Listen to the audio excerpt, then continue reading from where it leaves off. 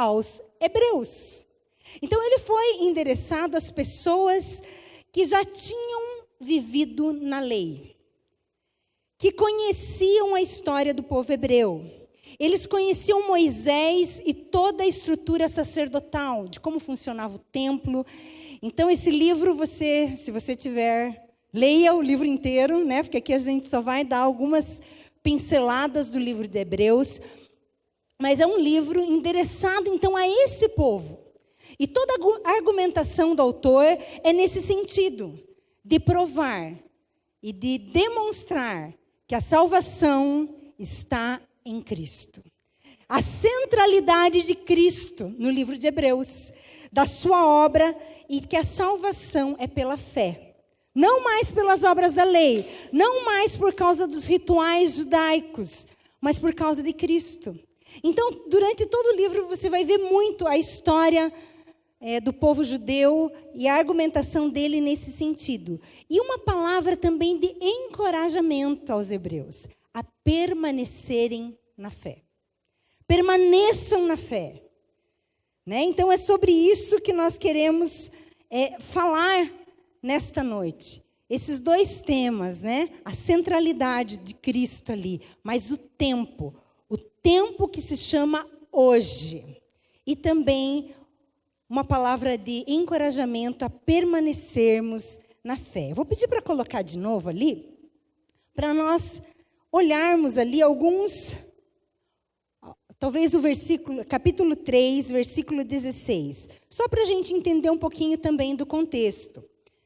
Ele vai dizer, eu vou ler então aqui na minha versão. Por isso é que se diz, se hoje vocês ouvirem a sua voz, não endureçam o coração como na rebelião. Esse texto está fazendo uma referência ao povo hebreu quando eles saíram do Egito. Né? Então o povo era prometida, a terra prometida, Canaã, mas eles ficaram por mais de 400 anos como escravos no Egito. E houve então Moisés, ali trouxe um grande livramento e saiu toda a multidão do povo hebreu do Egito para a terra prometida.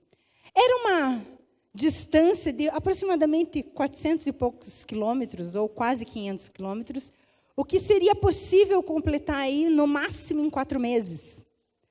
Mas por causa do pecado, que o texto está falando, eles permaneceram 40 anos no deserto. E toda aquela geração que saiu do Egito não entrou na terra de Canaã. Então, só para vocês entenderem o contexto, não endureçam o coração de vocês como no dia da rebelião. E aqui fala de um pecado, mas qual o pecado do povo? E daí eu vou pedir para colocar lá, Hebreus 3:19. Qual o pecado do povo? Isso aqui é só um pano de fundo para a gente entender do que nós estamos falando. Vemos assim que foi por causa da incredulidade que não puderam entrar. Então o povo lá de Israel não entrou na terra prometida porque não creram. Sabe por quê? Estudando ali, após 2 anos, eles estavam na beiradinha para entrar na terra prometida, sabe? Na porta. E daí, Moisés falou assim, vai alguns espias lá vigiar a terra. Sabe aquela promessa que Deus já te fez e que você está bem pertinho dela? Só que eles foram vigiar a terra prometida, chegaram lá. E qual foi o relatório? Tem gigante. A terra é boa, mana, leite e mel, mas tem muito gigante. É muito difícil. É um povo terrível. E eles não creram. E porque eles não creram, eles ficaram no deserto. Ok? Então, aqui o pecado que ele está se referindo é o pecado da incredulidade. Então, esse texto fala sobre isso. Mas o texto principal que nós lemos, e sobre isso que nós vamos conversar, ele fala sobre 2 temas. O tempo que se chama hoje.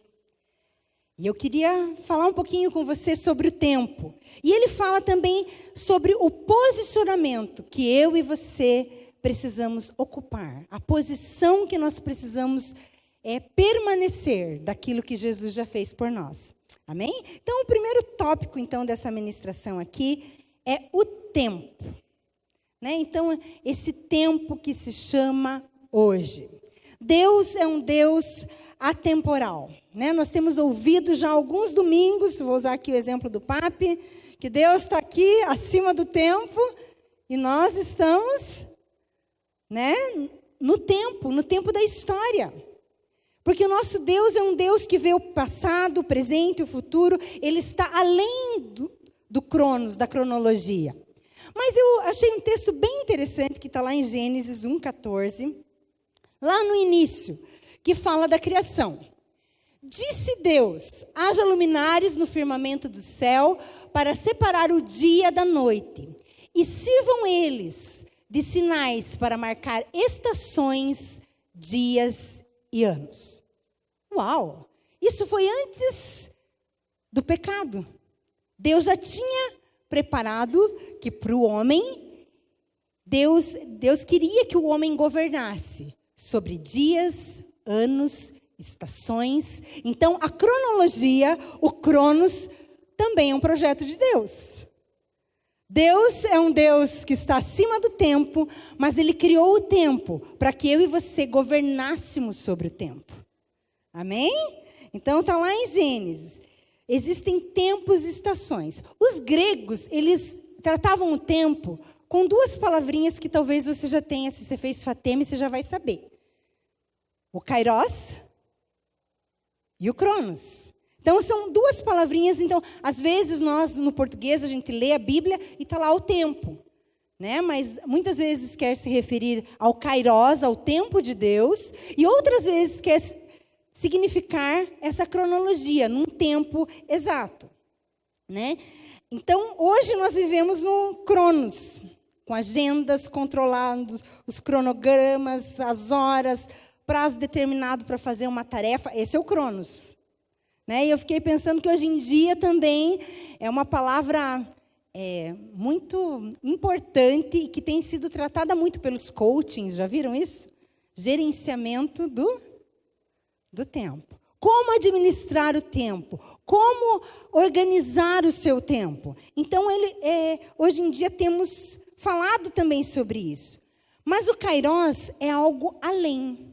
É um tempo que está fora desse tempo. É o tempo de Deus. É aquilo que Deus sonhou e determinou. É aquele momento, aquela oportunidade específica que Deus preparou para você. Esse é o kairos de Deus. Jesus, ele governava o cronos de acordo com o kairos.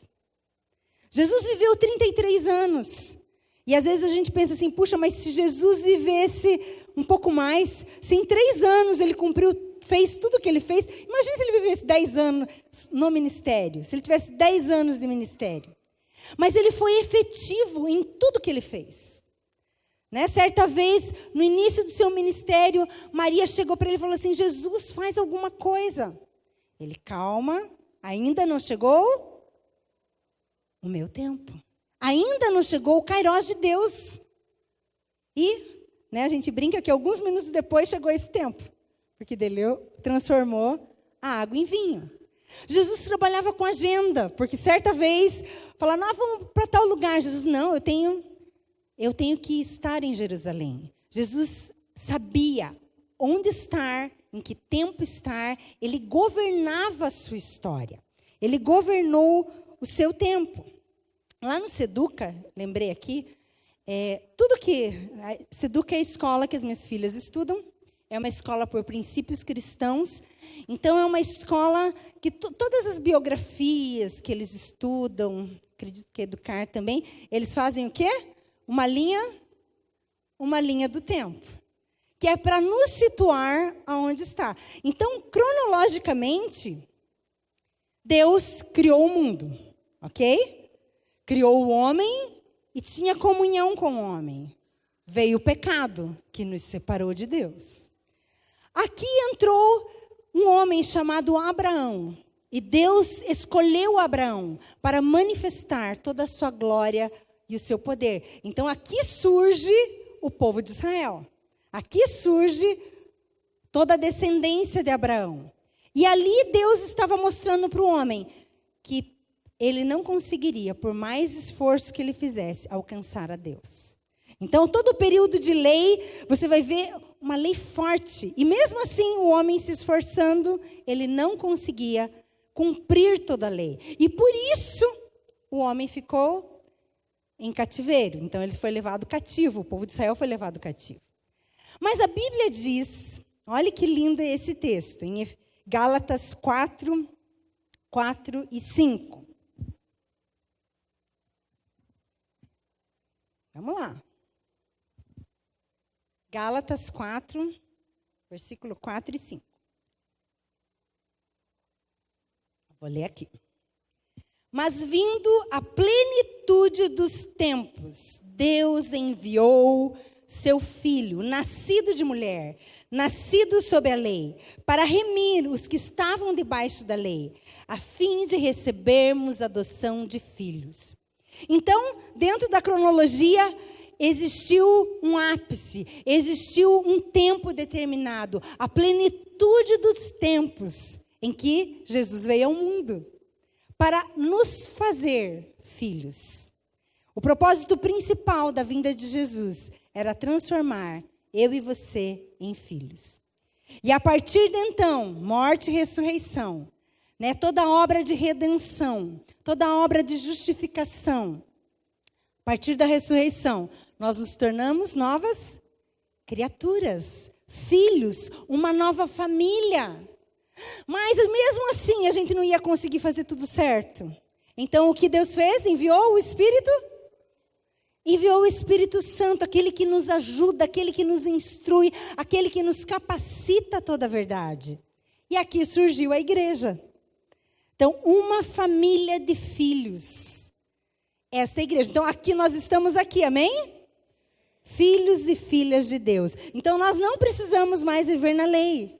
Vocês viram o tempo cronológico? E estamos aguardando a volta de Jesus.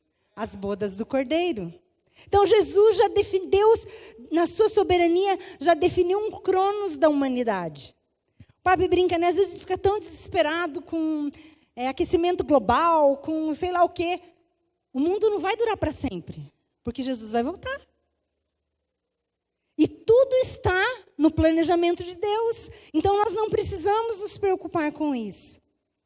Em Efésios 1, 10, diz lá, deixa eu tentar ler aqui. Isto é, de fazer convergir em Cristo todas as coisas, celestiais ou terrenas, na dispensação da plenitude dos tempos. No tempo determinado, Deus fez convergir o Kairos e o Cronos. Na linha do tempo da humanidade, Deus entrou e transformou a história. A história, mesmo a nossa história secular, ela é dividida em antes de Cristo e depois de Cristo. Mas sabia que a nossa vida pessoal também? Esses dias ouvimos aqui de um irmão contando quantos dias de convertidos, Tantos dias que eu nasci de novo. E realmente nós deveríamos comemorar o nosso novo nascimento. Porque antes éramos uma coisa, mas a partir de Cristo nós nos tornamos novas criaturas, uma nova história, uma nova dispensação. 2 Coríntios 5,17 diz lá: assim, se alguém está em Cristo, nova criatura é. As coisas velhas já passaram. Tudo se fez novo. Antes de Cristo e depois de Cristo. Hoje, o que você é hoje? Uma nova criatura. O que você é hoje? Um filho de Deus. O que você é hoje, meu irmão? Você é abençoado. Você é vencedor. Você é mais que vencedor. Amém? Você já é. Então não viva mais do passado. Você já foi perdoado. Não existe mais condenação sobre nós. Não existe mais nenhuma condenação para aqueles que estão em Cristo Jesus. Então deixa o passado no passado. Porque você já tem a Cristo. Chega das coisas velhas. Das pensamentos e atitudes velhas. Você é uma nova criatura. Então não queira mais viver nas coisas velhas. Romanos 13, 11. Olha esse texto. Façam isso, compreendendo o tempo em que vivemos. Chegou a hora de vocês despertarem do sono, porque agora a nossa salvação está mais próxima do que quando cremos. Chegou a hora, meu irmão. Chacoalha o irmão que está do seu lado e fala assim: desperta do sono. Acorda. Com todo carinho. Né? Acorda, nós precisamos acordar e ver quem nós somos.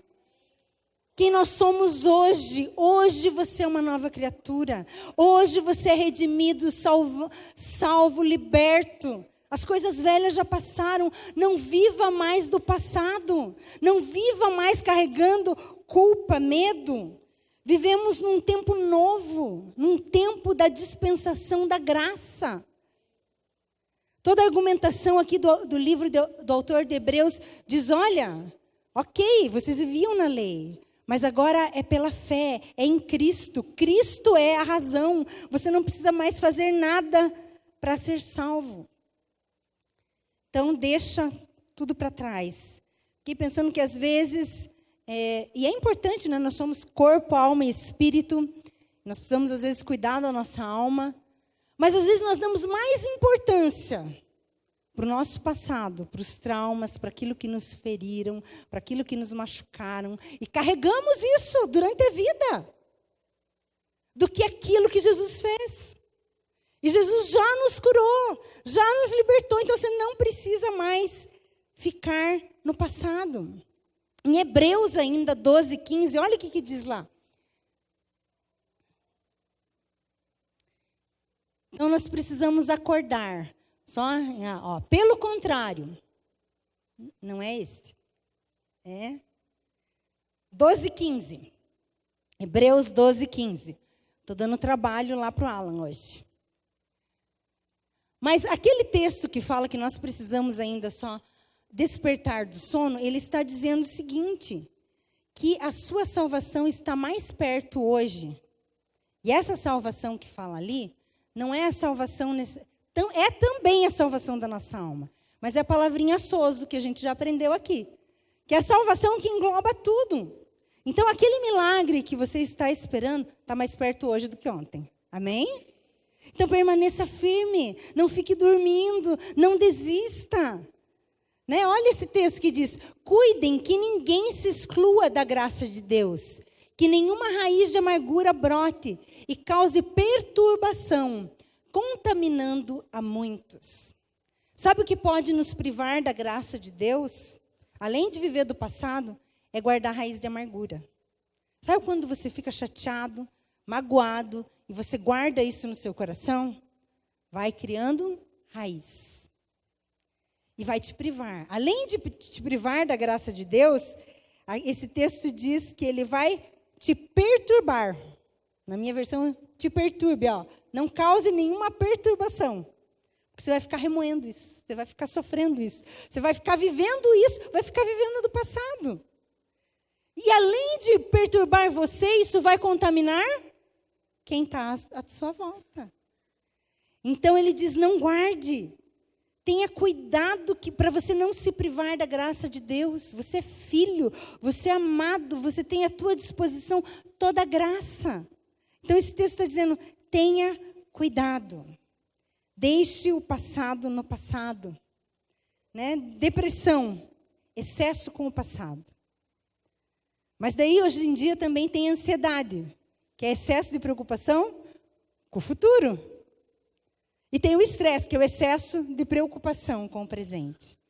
Mas, queridos, Deus está acima do nosso passado, presente e futuro. E Ele governa sobre tudo. Ele governa o nosso passado, Ele conhece cada detalhe da sua história. Ele conhece cada detalhe da sua família. E Ele preparou e te trouxe até aqui. Então, você é um privilegiado.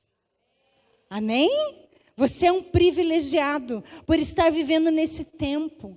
Irmãos, nós como igreja, não querendo se achar, se achando, a gente é muito privilegiado. Nós temos recebido palavra fresca. Nós temos recebido o amor de Deus. Nós temos recebido o cuidado de Deus.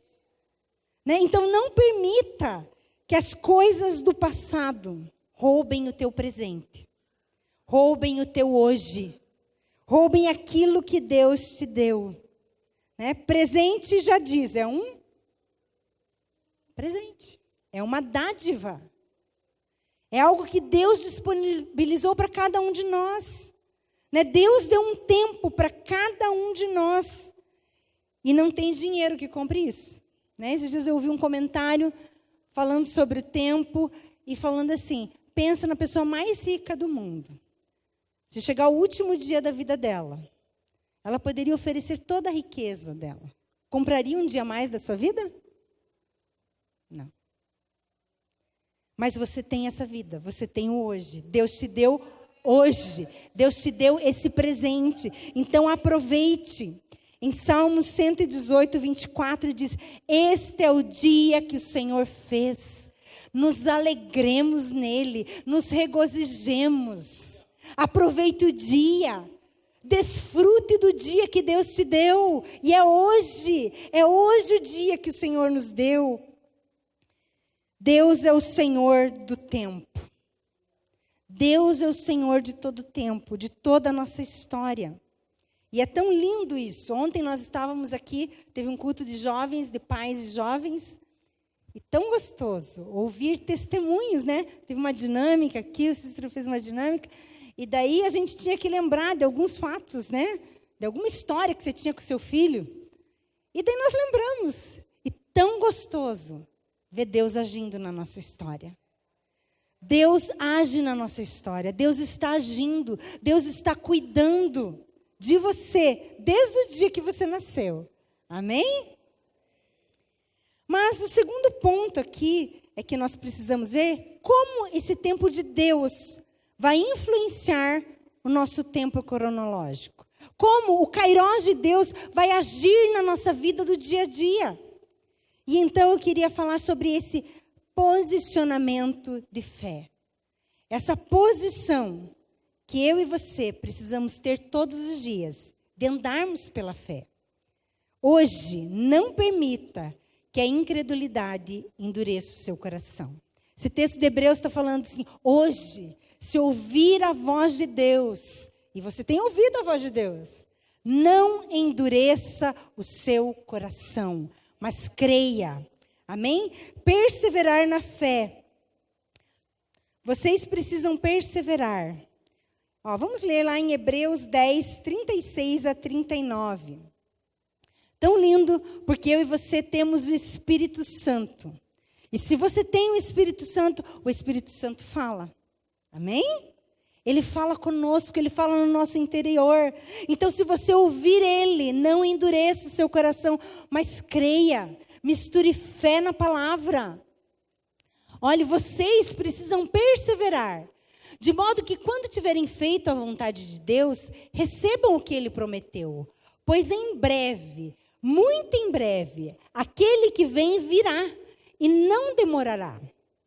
Mas o meu justo viverá pela fé. Se ele retroceder, não me agradarei dele. Nós, porém, não somos dos que retrocedem e são destruídos, mas dos que creem e são salvos. Amém? Nós somos os justos de Deus. Nós somos os justos e por isso nós podemos viver pela fé. É você. Esse texto está falando de você. O meu justo. A Patrícia, o Hugo, viverá pela fé. Cada um de vocês, o Marco, a Maria Emília, viverão pela fé. Porque nós não somos daqueles que retrocedem e são destruídos. Mas somos daqueles que creem e permanecem. Amém? Você é essa pessoa que permanece crendo. A nossa posição na fé faz com que aquilo que está no Kairós de Deus venha no nosso cronos, venha no nosso dia a dia, venha, você atrai, você consegue, pela fé, trazer aquilo que é invisível para o nosso material, para o nosso dia a dia. Isso é viver da fé. Isso é viver pela fé. É vivermos o hoje, trazendo aquilo que é celestial para o terreno. Trazendo aquilo que é imutável para aquilo que é mutável. Né? E sermos governados por isso. Esse livro de Hebreus é sim uma palavra de exortação, dizendo para os irmãos que já viveram pela lei: irmãos, vocês não precisam mais viver na lei. Você pode viver pela fé. O meu justo viverá da fé. Você não precisa fazer nada. Ele está dizendo aqui, ó, o meu justo não viverá pelas obras. O meu justo não fará aquilo para alcançar o favor de Deus. O meu justo viverá pela fé. Amém? Então é para você essa palavra. Da mesma maneira que você creu que Jesus te salvou. Um dia você falou: Jesus, eu creio que o Senhor morreu e ressuscitou. E ali você foi salvo. Essa mesma fé, ela precisa estar nas nossas vidas todos os dias.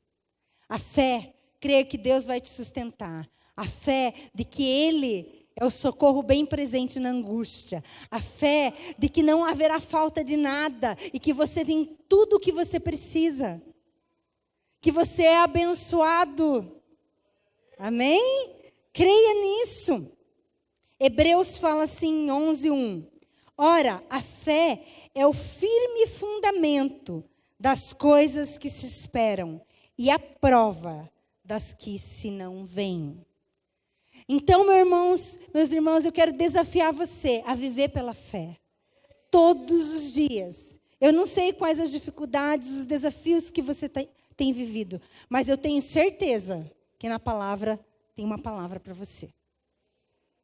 Não importa as circunstâncias, Deus já deu uma provisão. Deus já deu uma resposta. E Ele está dizendo, creia nisso. A fé é o firme fundamento, é a prova daquilo que você não está vendo. Né? E às vezes é difícil. Eu lembro que quando eu estava no 2º grau, eu tinha alguns amigos que não eram cristãos. Inclusive que diziam assim, eu sou ateu. Né? E eu gastava às vezes o meu recreio, né, inteiro, tentando convencer as pessoas, ou convencendo esse meu amigo, de que Deus existia. Né? Até que um dia, eu descobri que eu não preciso, porque é pela fé. Não tem argumento suficiente para convencer alguém. Sabia que não tem? Porque a vida cristã, ela é vivida pela fé.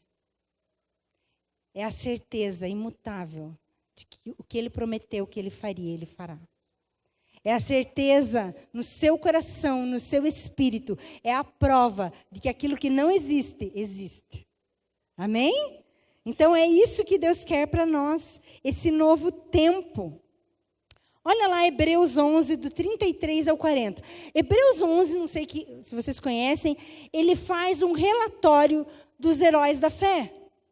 O que mesmo aquelas pessoas que estavam lá no Antigo Testamento fizeram pela fé. Né? Pela fé, Abel ofereceu uma oferta. Pela fé, Abraão creu que seria pai de multidões. Então, ele vai descrevendo. Né? Depois você lê lá Hebreus inteiro, mas vamos ler a partir do 33. Os quais, pela fé, conquistaram reinos, praticaram a justiça, alcançaram o cumprimento das promessas, fecharam a boca dos leões, apagaram o poder do fogo e escaparam do fio da espada. Da fraqueza tiraram força e tornaram-se poderosos na batalha e puseram em fuga exércitos estrangeiros. Houve mulheres que pela ressurreição tiveram de volta os seus mortos. Alguns foram torturados e recusaram ser libertados para poderem alcançar uma ressurreição superior.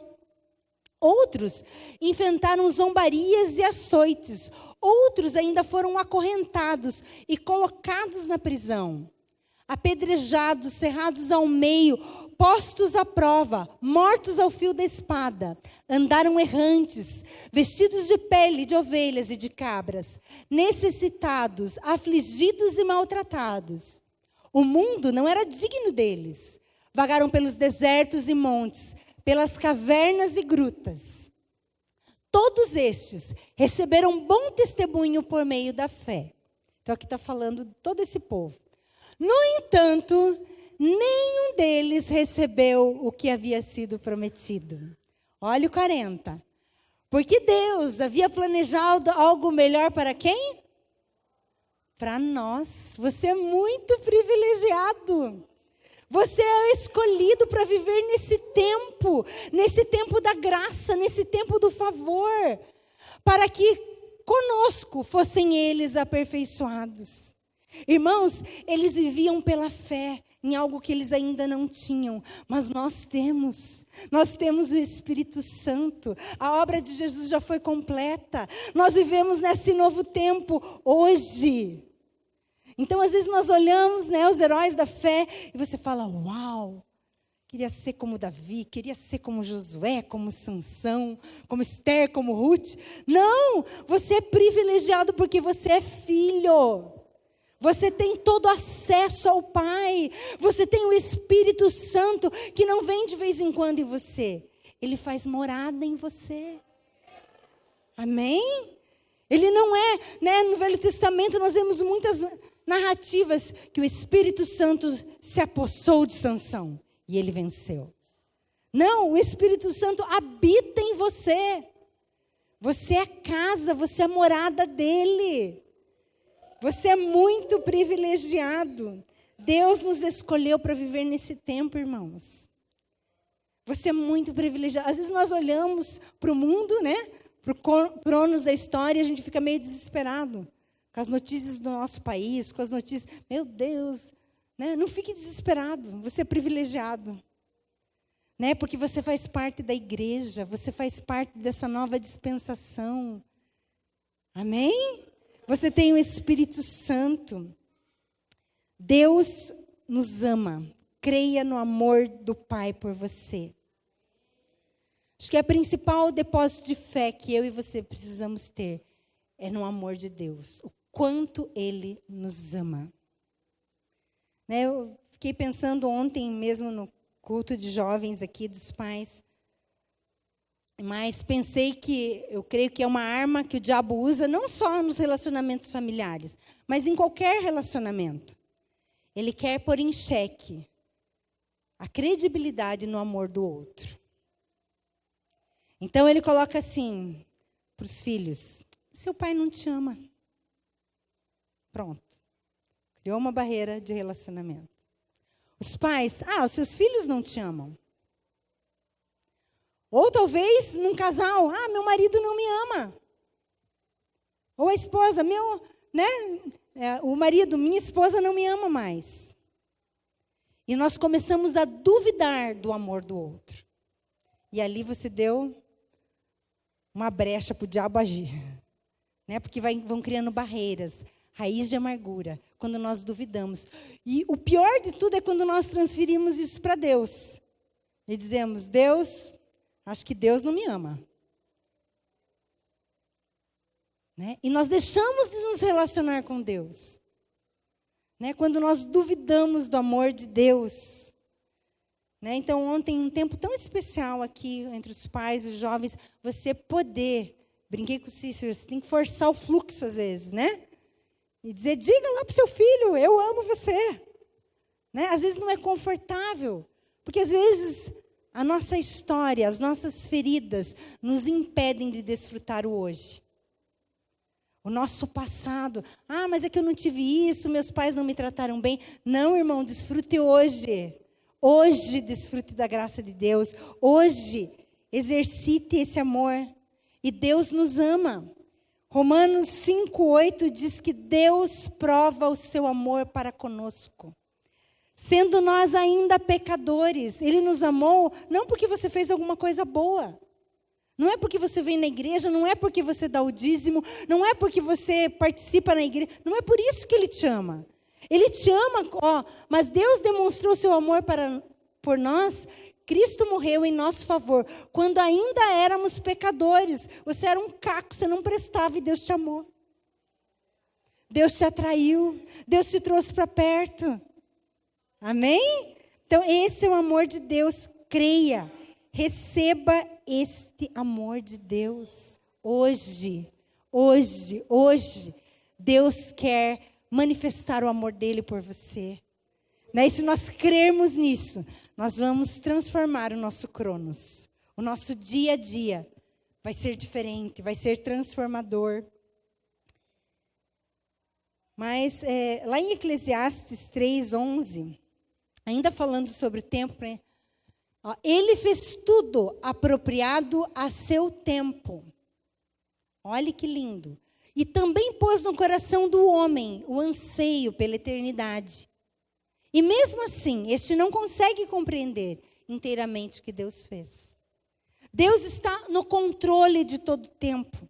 E ele colocou no coração do homem, por mais que o homem esteja nesse Cronos, e talvez o homem nem saiba, ele vai vivendo a vida, né? Nasce, cresce, estuda, casa, tem filhos e morre.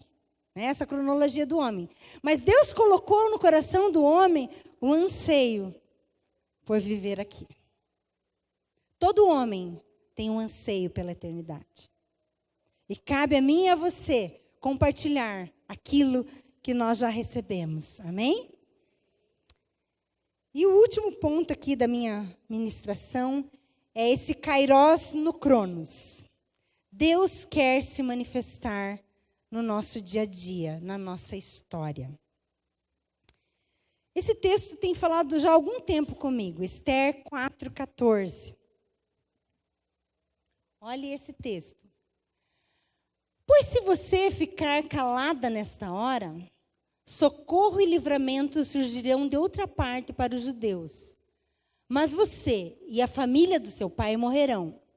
Quem sabe, se não foi para um tempo, para um momento como este, é que você chegou à posição de rainha. Eu não sei se todos vocês conhecem a história de Esther, mas ela estava em cativeiro, ela foi levada lá para esse lugar como uma empregada. E ela foi colocada como rainha. E chegou um momento em que, essa é uma fala do tio dela, ele disse o seguinte: se você não se posicionar, se você não ocupar a sua posição, você vai viver, você vai passar a sua vida, você vai morrer. A sua vida vai passar. E Deus vai trazer livramento de outro lugar. Mas será que não foi para esse tempo, para esse momento na história da sua família, na história do seu trabalho, da sua empresa, que Deus te colocou lá? Né? Eu sempre falo, eu não estou onde você está. Os pastores não estão lá na escola, estou olhando para a Lu aqui, na escola que você trabalha. Mas você está lá. Será que não foi para esse tempo que Deus colocou você naquela família, naquela empresa, naquele lugar, naquela casa talvez, né? Estamos aí com um grande desafio de oração, né? Para convidarmos as pessoas. Essa semana nós vamos convidar, né? Oramos durante a semana passada e nessa semana vamos convidar. Será que não foi para esse tempo que Deus te colocou ali? Nos relacionamentos que você tem, nos contatos que você tem. Então, tudo está no controle de Deus. Mas nós precisamos nos posicionar em fé e dizer: Deus, eu creio, é para mim. Eu sou sal e luz. Eu sou filho de Deus. Eu vou manifestar o amor de Deus aonde eu estiver. E daí nós vamos trazer todo o Kairos de Deus para o Cronos. Não só nosso, não só para o nosso dia a dia, mas nós vamos influenciar o dia a dia de outras pessoas. Nós vamos ser o agente de Deus para causar transformação, para causar uma revolução. Louva a Deus, né? Porque estamos vivendo nesse tempo de despertamento. Né? Acorda do sono, acorda. E eu creio que Deus tem falado, Deus tem movido, não só na aba, mas em vários ministérios, em várias igrejas, dizendo: meu irmão, viva pela graça, você é filho. Porque na hora que os filhos, o mundo está aguardando a nossa manifestação. A natureza está aguardando que você se posicione como filho. Que você diga: eu ocupo essa posição e eu não vou sair daqui. Amém? Então, o pessoal da música pode vir. Deus vai realizar os seus projetos, independente de eu e você. Né? Então, esse texto de Esther fala assim, olha, se você não quiser, você vai passar a história, e você já é abençoado. E você vai viver, e tudo bem. Mas será que se você abrir a sua boca, se você anunciar o Evangelho, se você manifestar o amor de Deus para as pessoas que estão ao teu redor, o Espírito Santo vai poder se manifestar através de você? Né? Eu gostaria que você se colocasse em pé.